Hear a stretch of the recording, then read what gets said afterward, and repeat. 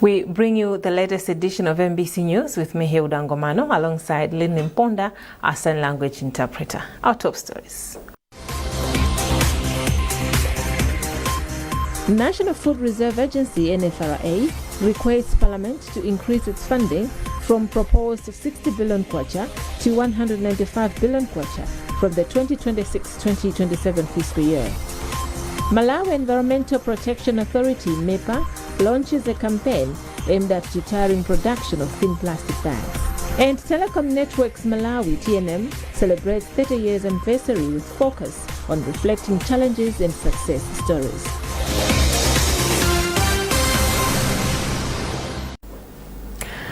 Thanks for joining us. The National Food Reserve Agency, NFRA, has asked Parliament to consider increasing funding allocation for the strategic grain reserves from the proposed 60 billion kwacha to 195 billion kwacha. NFRA officials, led by Chief Executive Officer George Macheka, made the proposal when appearing before the Agriculture and Natural Resources Cluster Committee of Parliament. Details in this report by Chinsi Simoyo. The National Food Reserve Agency, NFRA, says an increased budget allocation will help the agency meet its projected expenditure on maize purchases for the 2026-2027 financial year. NFRA Chief Executive Officer George Macheka told the Agriculture and Natural Resources Cluster of Parliament that the agency requires about 195 billion kwacha for maize purchases. Macheka also highlighted the need for additional funding amounting to 1.5 billion kwacha for the maintenance and rehabilitation of NFRA storage facilities, some of which are currently in a dilapidated state. He said the funding would help facilitate ongoing repairs and ensure the facilities remain suitable for storing grain. We are praying with the committee that if there could be an adjustment in terms of that amount, and we're also looking at issues to do with the renovation of our warehouses in Limbi. As a strategic grain reserve, we operate under the concept known as replenishment. So what we do is we calculate how much has gone out versus how much is coming in. Now, we believe that this year we're going to release about 183,000 metric tons through DODMA. Therefore, as a government, we need to replenish that. And the 60 billion that has been allocated would not be enough to provide us with 183. It is only enough for about 54,000 metric tons. Therefore, we feel that we should find ways of engaging government that we should be able to close that gap. Meanwhile, Vice Chairperson of the Parliamentary Agriculture and Natural Resources Cluster Committee, Chikondi Kampashike Jisale, said the committee will consider the concerns raised by the agency. As a committee, as a cluster, we believe they need help. One, to manage the silos, they're in bad shape, but also they need resources to make sure that they fulfill their mandate of making Malawi a food secure. The National Food Reserve Agency is mandated to manage and maintain the country's strategic grain reserve by holding physical food stocks and funds. The reserves are used through normal marketing channels to help cushion the nation in cases where private sector fails to adequately respond to market needs and national food requirements. Chinsisi Moyo, MBC News, Lilongwe. Minister of Gender, Children, Disability and Social Welfare, Mary Navicha, says Magomero Community College in Jirazulu is set to enter into a partnership with Nottingham Trent University of the United Kingdom in a move that could eventually enable social welfare students to access opportunities in the UK job market. On Tuesday, the minister led a Malawian delegation to negotiations over a proposed memorandum of understanding covering a wide range of areas aimed at supporting the development of social services in Malawi. More in this report. Navicha told the university that collaboration in research, training and capacity building for social workers in Malawi would benefit both institutions as they seek to strengthen social services. She said the administration of President Peter Mutharika recognizes that empowering communities is key to accelerating economic development, as evidenced by increased investment in social services. Earlier, the minister delivered a lecture to social work students at the NTU Graduate School, where she invited them to visit Malawi to appreciate the challenges of working with limited resources while still making a meaningful difference in communities. Nottingham Trent University NTU Executive Dean of Research, Professor Neil Mansfield, said the university was willing to offer a PhD program for Malawi and to develop institutional links with the Magomero Community College. He added that such collaboration could help the college upgrade its programs and offer degrees that meet UK standards. NTU Deputy Vice-Chancellor Sarah Spent said the development of the agreement forms part of the university's global outreach strategy. She noted that Navicha's visit came at a critical time as NTU is developing programs aimed at promoting local and indigenous knowledge systems. The Memorandum of Understanding is expected to be signed in May this year.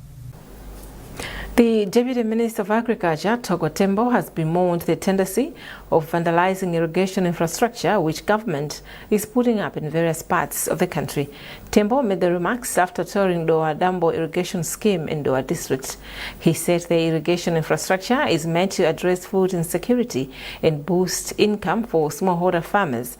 His traditional leaders should ensure these are safeguarding it. Isaac Jali has a report.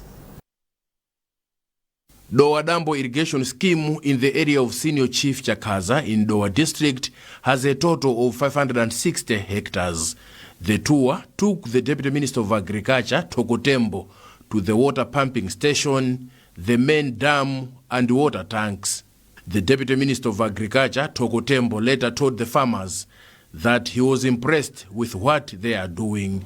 He said Dowa Dambo irrigation scheme is an example of how communities should collaborate to fight common challenges such as hunger and poverty.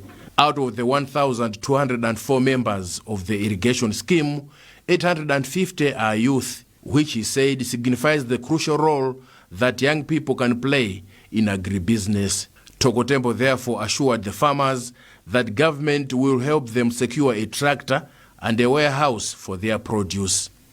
As a new scheme, they've got quite a lot of things that they need, and some of the things that they have elaborated are a warehouse, which will help them to aggregate their crops, and also a lack of a tractor, which will help them with tilling the land.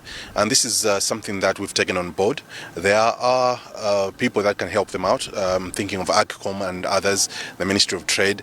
These are the people that will be talking to make sure that they come over here and help them out as well. However, he bemoaned theft of irrigation equipment at the scheme and challenged the leadership to tighten security. I think one of the biggest concern is vandalism. There have been people who have been coming to these fields and stealing some of the pipes and things like that, and this is not a good thing to see and a good thing to look at. So we are hopeful that the community will take it upon themselves to protect this area. Pirirani Piri is president of Dowa Dambo Water Users Association, and while thanking government for the scheme, he cited lack of a warehouse and tractors as major challenges. The 560-hectare Dowa Dambo irrigation scheme is one of the 10 irrigation schemes that government of Malawi has constructed through the program for rural irrigation development PRIDE, with financial and technical support from the International Fund for Agricultural Development, IFAD. Isaac Jali, MBC, Dowa. The Malawi Environmental Protection Authority, MEPA, has launched a campaign dubbed Mlanda Maplastic, aimed at confiscating thin plastic bags and closing companies producing them. Details in this report by Mike Kalumbi. Speaking in Lilongwe, after authorities closed 2 companies found producing banned thin plastics, MEPA's Environmental Information and Education Manager, Oblen Kilwa, said the campaign will involve shutting down companies that manufacture the illegal plastic and arresting some of the owners. So today we are in Lilongwe City. It's starting from the inside, the CBD. We are confiscating the plastics that are not allowed based on the 2015 plastic regulation. those plastics that basically they do not have the emblems or maybe the signs that is recyclable, the signs that they are not 60 microns, and also the plastics that are not displaying the company that manufactured the plastic. Those we categorize as plastics that are thin and not legal in the country. For his part, Environmental Officer for Lilongwe City Council, Cedric Tambala, said the council is working closely with MEPA to deal with all those violating the law by producing banned finished plastics. We thought it wise to engage partner with our colleagues from Malawi Environmental Protection Agency so that together we can successfully enforce the decision of the courts. According to the 2015 plastic regulations, finished plastic bags are banned in Malawi. The companies that have been closed so far are King Dio Plastic Company and Quality Plastic Limited, whose owners are Chinese nationals. Mike Alumbi, MBC News, Lilongwe. The Federation of Disability Organizations in Malawi, FEDOMA, has commended the government for removing taxes on assistive devices in the 2026-2027 national budget. During the budget statement presentation in Parliament recently, Minister of Finance, Economic Planning and Decentralization, Joseph Mwanamveka, announced that assistive devices for people with physical impairments would no longer attract tax. Reacting to the development, FEDOMA Executive Director Simon Munde described the move as timely, as many people with disabilities have long struggled to afford the essential items. It's quite a positive development. A positive development in the sense that you know that for most of the persons with disabilities, it's not easy to actually be able to procure these assistive devices, because in themselves they are very expensive. And at the same time, an imposition of taxes on assistive devices is quite hindering. It's a barrier that most of the persons with disabilities, or most of the persons with disabilities, should not even access or procure these assistive devices. This is a positive development to us as persons with disabilities, even to those organizations that are involved in such kind of things, that they will be able to import assistive devices from outside the country and bring them into the country in support of various institutions, some of them even government institutions, some of them even educational institutions, to support the access to education to children with disabilities by provision of these kind of devices, be it wheelchairs, crutches, and even other writing materials, packings, braiders, and other materials. So in this kind of a development that the government, the Ministry of Finance, has actually removed taxes on assistive devices, is quite a positive development to us as persons with disabilities. We know it will be a bit easier in terms of access to these kind of devices. This is MBC News, a reminder of our top stories.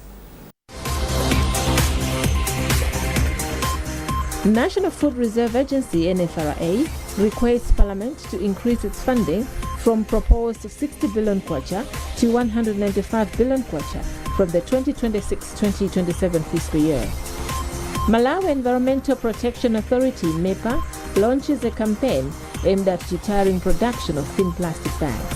And Telecom Networks Malawi (TNM) celebrates 30 years anniversary with focus on reflecting challenges and success stories.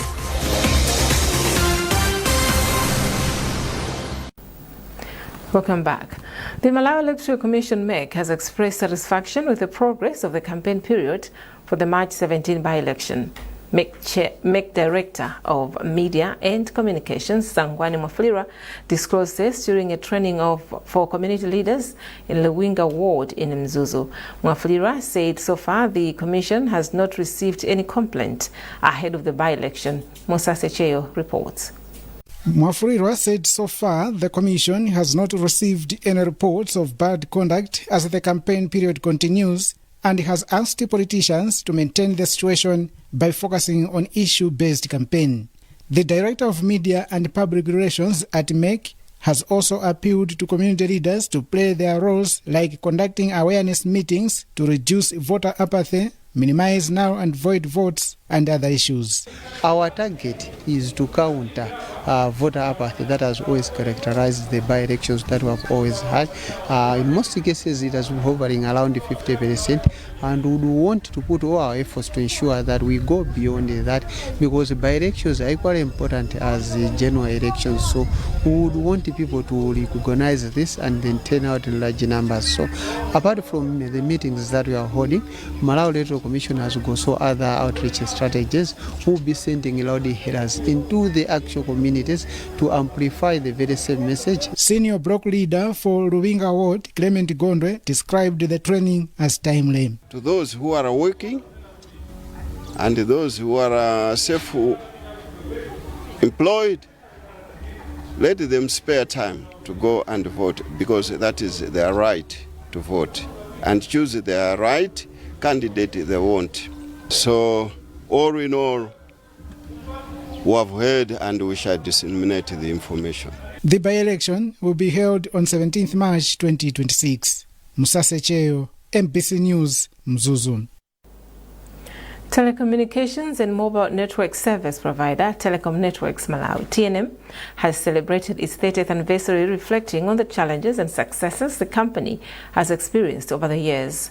Speaking to employees during the 2026 town hall meeting in Lilongwe, TNM's Chief Executive Officer, Michelle Herbert, dedicated the company's success over the past 3 decades to the hard-working spirit and commitment of its employees. Mai Ntumozi with the report. It was a glamorous Wednesday night for TNM as it celebrated 30 years of existence in Malawi. For the company's Chief Executive Officer, Michelle Herbert, the 3 decades represent a mixed bag of achievements and challenges. Herbert also shared some of the company's ambitious plans for the future. Going forward, we have many more innovations. Even in the coming days, we're going to announce new services, new products from Pamba. We're even expanding our networks. We're investing more than $30 million this year and building out our networks and bringing in new technologies. We're even going to be introducing AI, artificial intelligence, in a lot of our services and products. During the event, the company awarded 45 outstanding employees for their performance in 2025. Gibinet Bonga was named Employee of the Year. We've been able to do a lot of projects and also a lot of activities within the company, and we made sure that we are available for the company and also for everyone. At the same time, we also made sure that the customers are happy whenever we have issues with the customers or the partners and everyone. We made sure that we are responding on time and also that we give in the required solutions. TNM is the first mobile phone network service provider in Malawi. Mai Mtumozi, MBC News, Lilongwe. The Malawi Police Service says the country is making significant strides in the fight against gender-based violence, as more victims, including men, are finding the courage to report cases of violence to victim support units. Commissioner of Police responsible for the Eastern Region, Jane Mandala, said this in Mangochi when she presided over the official opening of a 3-day orientation workshop for victim support unit officers drawn from various police establishments in the country. Francis Panda has filed a report read by Owen Mavula. For many years, society norms and stigma silenced women and male survivors of gender-based violence, forcing them to suffer in silence. However, there is a positive shift now, as most survivors of gender-based violence are beginning to break the silence. According to Commissioner of Police responsible for the Eastern Region, Jane Mandala, the increase reflects growing awareness conducted by the law enforcers and other stakeholders at community level. Speaking when she officially opened the 3-day orientation for victim support unit police officers, Commissioner Mandala reminded the officers to continue upholding high standards of professionalism when discharging their duties, saying this will encourage more people to report gender-based violence. We are really happy that our officers will be equipped with knowledge and skills pertaining gender-based violence. According to our culture, people used to say that men don't cry, and this has contributed to the rise of suicide cases in our nation. But now, since the officers will be equipped with the necessary skills. They will know that even men too cry, and they have to voice out whenever they have problems pertaining to gender-based violence. One of the participants from Kasungu Police Station Victim Support Unit, Rose Jairosi, said the orientation has come at the right time. She said the training will help strengthen their capacity on best approach when handling issues of gender-based violence. The 3-day orientation workshop has drawn together representatives of Police Victim Support Unit offices from across the country with support from the European Union. Now to sports. The Malawi Under-19 women cricket team has today left for Uganda for the ICC Under-19 T20 World Cup Division 2 qualifiers, scheduled for 6 to 15 March. The tournament will also have Cameroon, Kenya, Mozambique and Sierra Leone all to compete for 2 spots in the Africa qualifier, which will be staged later this year in Tanzania. In 2024, Malawi emerged champions at a similar tournament in Rwanda. Speaking before departure, coach Kylie Frederick Durant told NBC that most of the players from the 2024 squad are now overaged, but the hunger to bring home the trophy is still there. Yeah, no, the team's very prepared. We've been working for about 2.5 months now with this team. It's a young side, but they're full of energy. They've been putting a lot of hard work in, and they're very excited. I mean, we're very excited as coaches as well, because we want to see how these girls compete at a national level and against other girls their age. So, yeah, we're feeling really ready and prepared for this tournament, and we're really excited. A lot of the girls from the previous tournament have unfortunately moved on to the higher age groups, but we still have the same goal in mind, that we want to come away from this tournament winning, and we want to come out on top, even though we do have a younger side, but we still have the same goal that we have. Well, that item also concludes this edition of NBC News. A reminder of our top stories. National Food Reserve Agency (NFRA) requests Parliament to increase its funding from proposed 60 billion kwacha to 195 billion kwacha from the 2026-2027 fiscal year.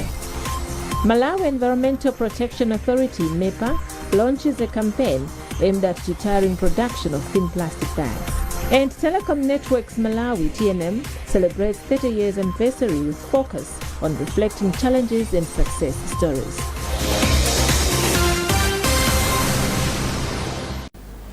Well, keep up to date with our news coverage on our digital pages by scanning the QR code at the top right corner of your screen. You were with me, Hilda Ngomano, alongside Lynn Limponda, our sign language interpreter tonight. Thanks for watching, and bye for now.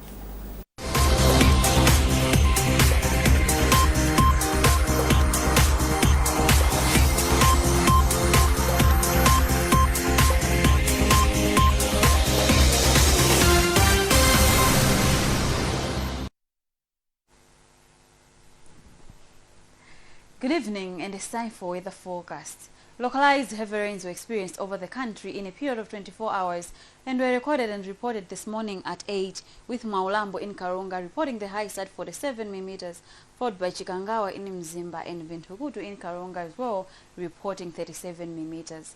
We are currently still expecting mostly cloudy conditions to persist over the country, accompanied by isolated thunderstorms and rains, which will be heavy in some areas.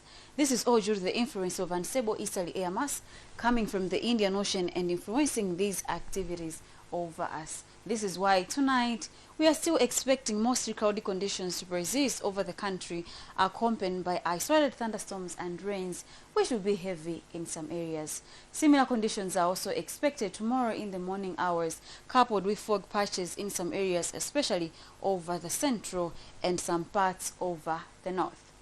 Temperatures are also expected to remain mild tomorrow in the morning hours over most areas in the central as well as the northern part of the country, but we should expect warm conditions in some areas over the south, such as Ngabu and Nsanje at 25 degrees Celsius. Looking into the afternoon hours of tomorrow, we should expect mostly cloudy conditions to persist in other parts of the country, but partly cloudy conditions are expected in some areas over the southern part of the country. Isolated thunderstorms and rains are also expected to persist, especially over the central and the northern part of the country. Temperatures will also remain warm tomorrow in the afternoon hours over most areas in the central as well as the northern part of the country, but we should expect hot conditions over some parts in the south, such as Ngabu and Nsanje at 35 degrees Celsius, and most areas along the lakeshore, such as Nkhotakota and Katabe. Looking into Saturday, we should expect mostly cloudy conditions to persist over the country, accompanied by isolated thunderstorms and rains, which will be heavy in some areas. I'm Tabwa Kutamudu. Be wise, be weatherwise. Bakuboka wanangwa pale vipyo na kufa majiri ya kusura vitanda vikugona ndicho chikawa Malawi. Every 3rd March is Martyr's Day in Malawi, honoring the brave sons and daughters of Malawi who sacrificed their lives for our freedom. Their legacy continues to inspire generations. It is for this reason that the following individuals, companies and organizations join His Excellency the State President of the Republic of Malawi, Professor Arthur Peter Mutharika, in commemorating this day. The board chairperson, Dr. Benson Tembo, board members, the Acting Director General, Management and Staff of the Malawi Broadcasting Corporation, MBC, inspiring the nation. The Minister of Justice and Constitutional Affairs, Honorable Charles Muhango, the Attorney General, Honorable Frank Mbeta, the Solicitor General and Secretary for Justice, Honorable Gertrude Hewer, SC, the Principal Secretary Administration, the Director of Public Prosecutions, the Administrator General,